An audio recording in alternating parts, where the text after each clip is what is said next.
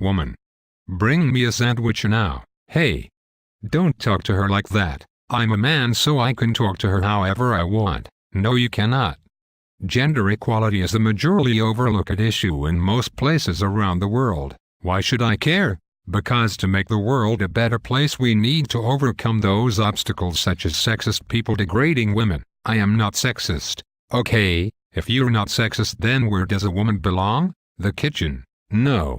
Women should belong alongside and not being hidden in the shadows of men. Why not the kitchen? Because for so many years, women have been fighting to become equal to men and not be the stay-at-home mom who cooks and cleans. That sounds pretty good to me. Well, it's the people that think like you that need to change their perspective on how they see a woman. How come? Because it shouldn't be morally okay to disrespect women. Growing up, that's all I knew. My dad always abused my mom and I was never taught any different. It's because your parents are Neanderthals and times have changed since the Stone Age. How? Alice Paul and many others have fought and risked everything they have for the equality of women. Who is Alice Paul? She was an American suffragist and activist who led a successful women's suffrage campaign, and as a result of that, the 19th Amendment was passed. That doesn't sound like it was too difficult for her. It was anything but easy for Alice.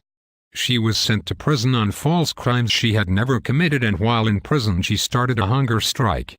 But the prison force-fed her raw eggs through a tube so she wouldn't starve. That sounds horrible. It was. But she was just as hard-headed after she received her PhD and doctorate in civil laws. She was a role model for all women who wanted their freedoms, and looked upon with great respect from her fellow suffragists. She really did a lot for gender equality. Yes, she did. She organized the National Women's Party, which peacefully protested outside the White House by picketing. The picketers were at first ignored, then over time they were assaulted.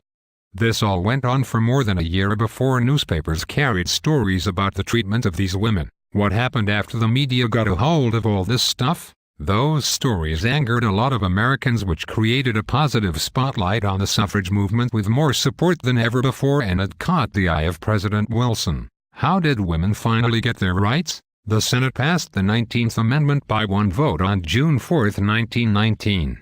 But more than a year later, on August 26, 1920, the amendment became officially known as the 19th Amendment to the Constitution when Tennessee was the 36th state to ratify it. So is that how it happened? Not exactly. The 19th Amendment only gave women the right to vote. It was still big progress for society to accept that.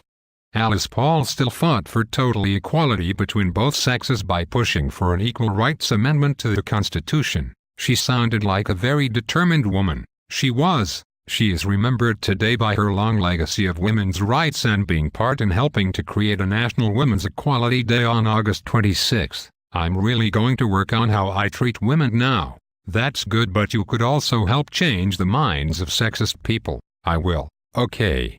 Goodbye.